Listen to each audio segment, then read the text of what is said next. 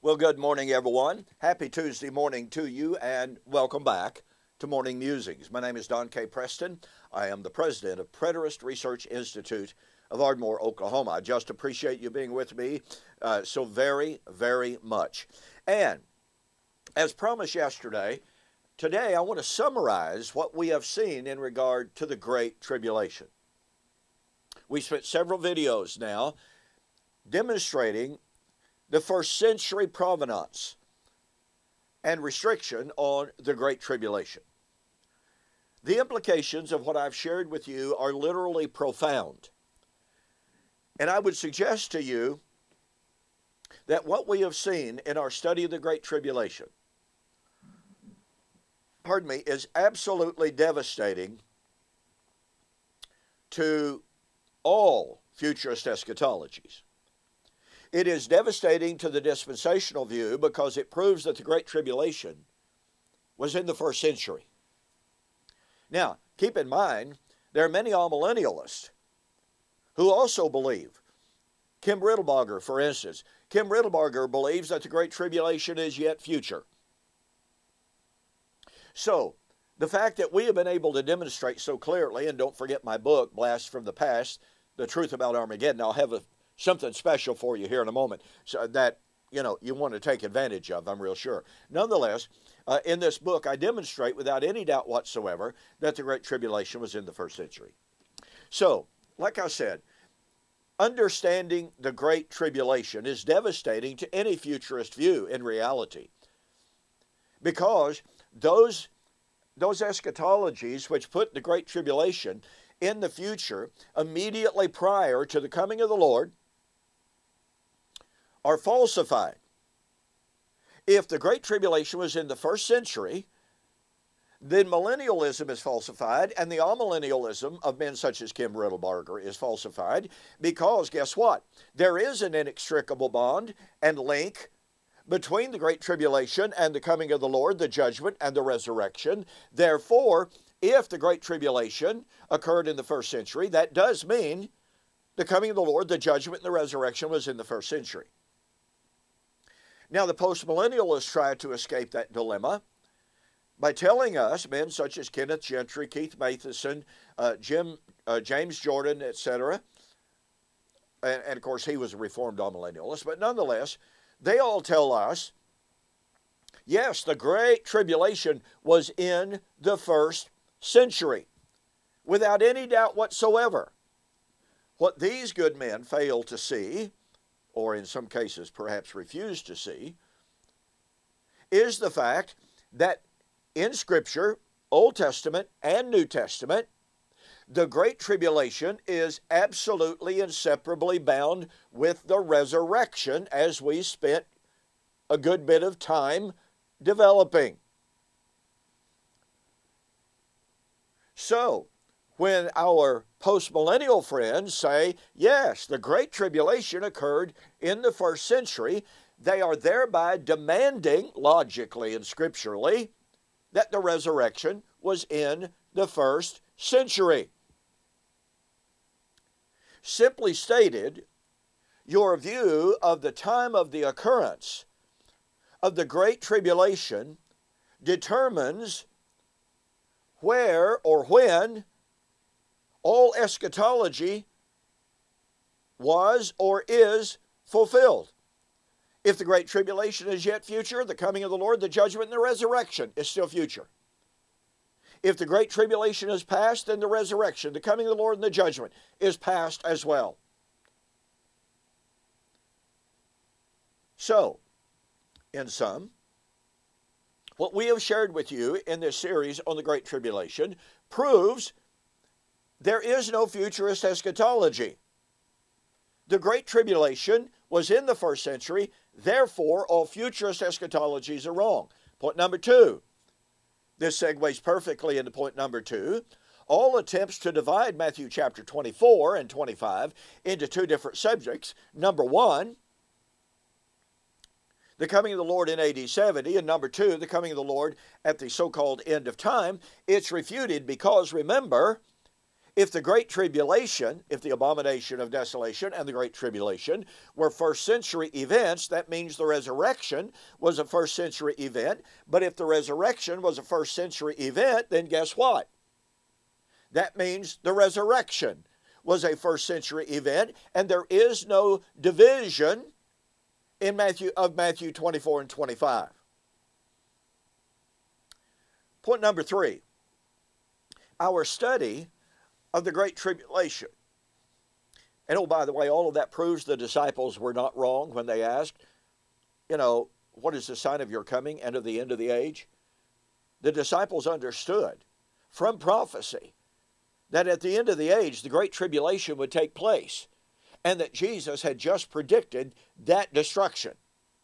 They were not wrong. They were not confused at all. So, point number 3, we have demonstrated that the Great Tribulation would come as a direct result of Israel's violation of Torah, the law of Moses. Because the Hebrew and the Greek is literally the abomination that causes desolation. Historically, biblically, it was Israel's violation of Torah, committing abomination. Jeremiah 6, were they ashamed when they had committed abomination? No, they were not at all ashamed, neither could they blush. Jeremiah 32, God was bringing tribulation on Israel for her abominable acts. On and on and on we could go. So when Jesus said they were going to see the abomination of desolation, spoken of by Daniel the prophet, that abomination would lead to the tribulation. But the abomination of desolation would be as a direct result of Israel's violation of Torah. Now that proves one thing.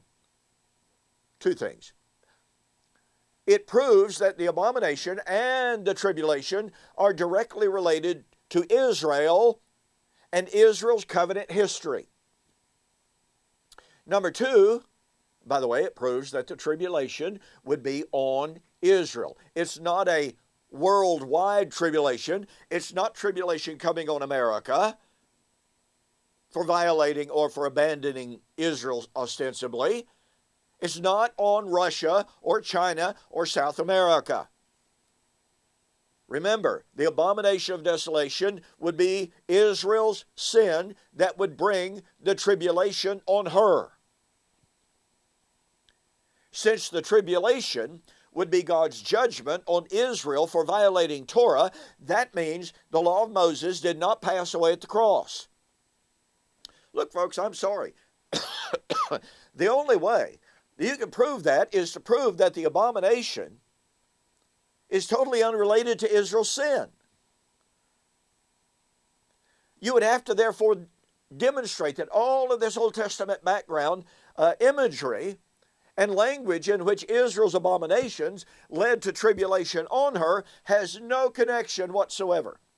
And yet, in Matthew chapter 24, and chapter 23, I should add, in chapter 23, Jesus listed the sins of Israel that was going to lead to her, what? Desolation, Matthew 23:37. Sin, i.e. abominations, desolation.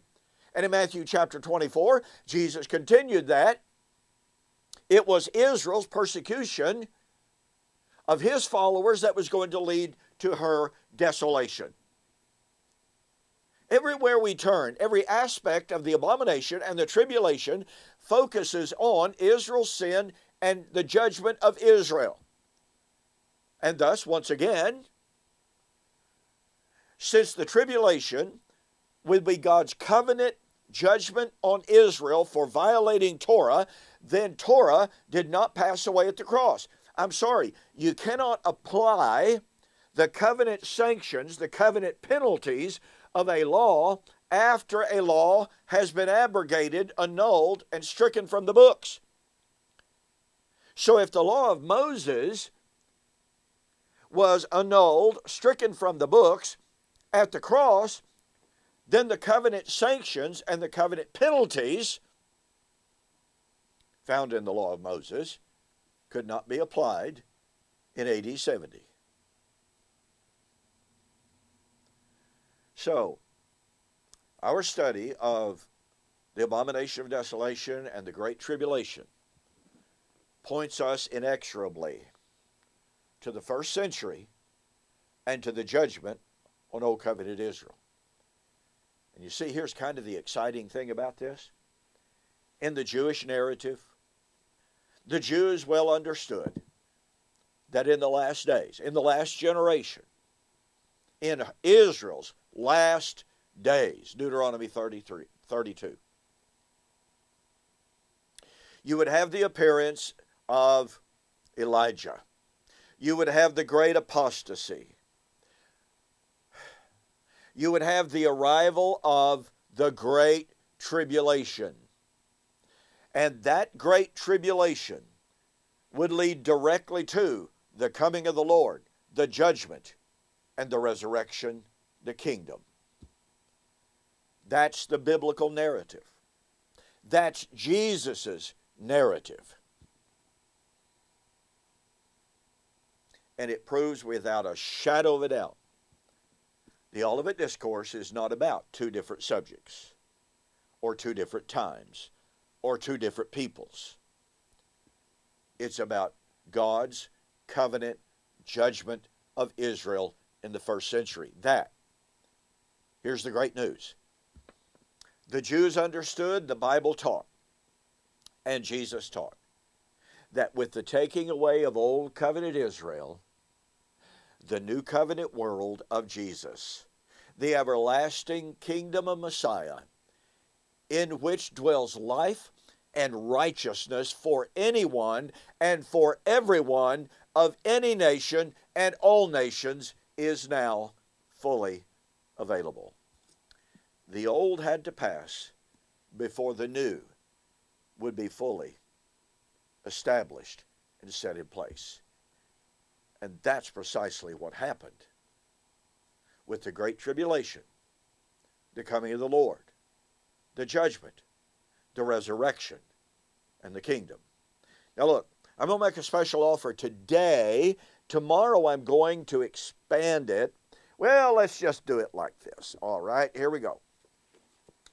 In my book, The Resurrection of Daniel, chapter 12, verse 2, Fulfilled or Future, I develop a study of the Great Tribulation, abomination of desolation, Great Tribulation, as it related to resurrection.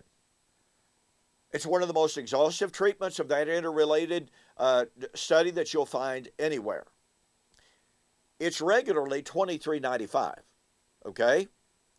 Plus shipping, $4.95. My book, Like Father, Like Son, on Clouds of Glory.